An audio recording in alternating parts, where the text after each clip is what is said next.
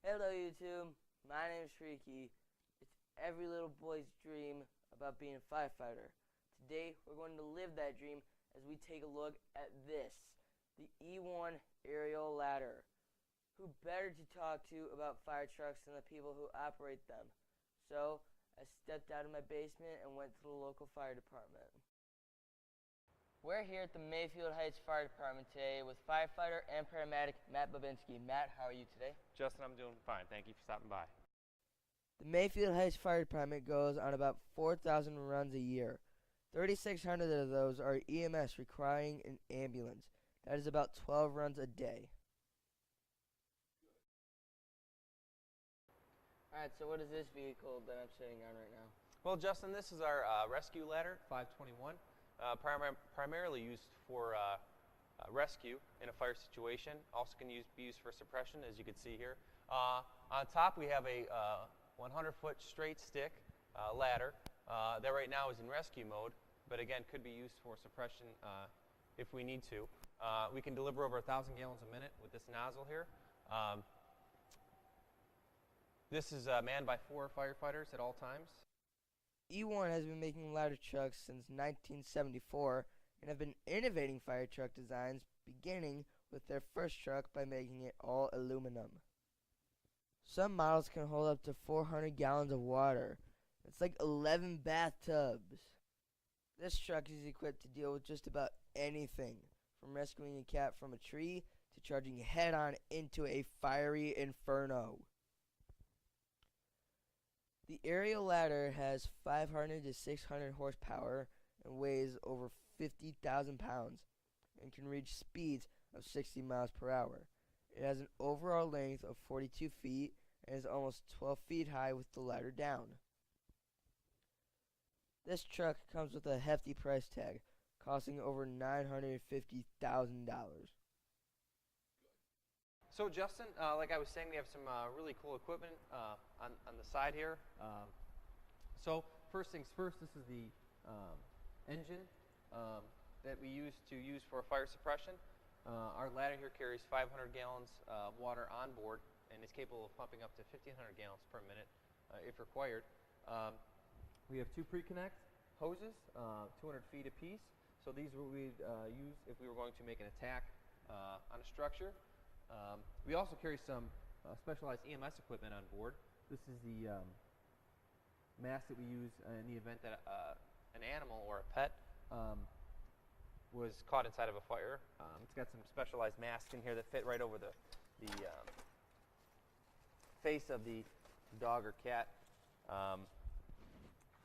We haven't had to use those yet, luckily. Also, we have the engineer's compartment here on the side, so any connections that would need to be utilized by the ladder operator in the event that we're spraying water. And these are the apartment packs that we utilize if we're going to be going into a high-rise structure. We can't carry the pre-connects 10 floors up, so what we do is we attach these to the standpipes that are already installed inside the high-rise structures. This way we can make an attack on a high-rise structure. So we don't have the long hose lays if we had to take something all the way from the truck. Moving down this way, we have some more equipment that we utilize. We have some basic hand tools. We have a Denver tool. We have a pickhead axe. We have a Halligan, hydrant bag, an apartment bag that we use to connect the apartment packs to the standpipe. We also have some saws that we use in the event we have to make some ventilation in a structure. This is the back of 521. So this is the ladder truck, right? So we have to have a lot of ladders on the truck, not just the one on top. So here in the back we have ground ladders. As you can see, we have a 24-foot extension ladder. We have a 12-foot roof ladder, 10-foot attic. We have another 14-foot roof ladder, and then a 35-foot extension ladder, and one more 10-foot attic ladder.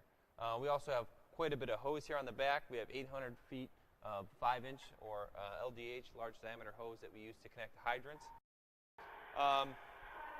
So yeah, again, this is the ladder truck, so we have to carry a lot of ladders, right? So not only, again, the ladder on top, the 100-foot straight stick, but we have a lot of ground ladders here on the back.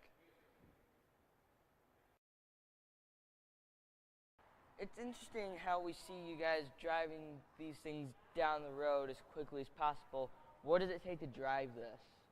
Well, Justin, every member here that drives 521 is required to take a driver's training course. We do that every year, and what it entails is there's an obstacle course. There are different aspects that we have to go through to make sure that we're qualified with that course. So the big thing is it just takes a lot of experience. So guys are out every day driving, getting better, getting more familiar with the truck itself. There are always, some interesting things you have to, take in when driving. Other drivers, of course. Also the construction that goes on throughout the city. So you have to be aware where you can get it in and out of, and just familiarization with the city itself. There are some tight spaces you have to try and fit the ladder truck into, and again, it just takes experience and time. So you can't fit this in a parking space at Giant Eagle? You can. It just, again, takes time, experience, and some patience. All right. So in what other ways would the fire department try and help the community? Well, that's a great question, Justin. So not only did we respond to over 3,400 calls, fire and EMS related last year, we also provide the community with basic life support, CPR classes, car seat checks. Fire prevention is out every day trying to make this a safer community by doing inspections and testing. So every day there's something that the fire department is always trying to do to make the community safer and a better place to live. So how often should we check our smoke detectors at home? That's another great question. So we should be checking our smoke detectors when we set our clocks forward and when we set our clocks back. So about every 6 months we should be checking and possibly replacing those batteries. That about does it for the E1. I would like to thank firefighter paramedic Matt Babinski and the Mayfield Heights Fire Department for taking time out of their busy day to help us out with this video. We got tons of really great footage, so expect to see Matt and other firefighting vehicles in the near future. Who knows? We might get to see the Dalmatians next time. This is Freaky, signing off.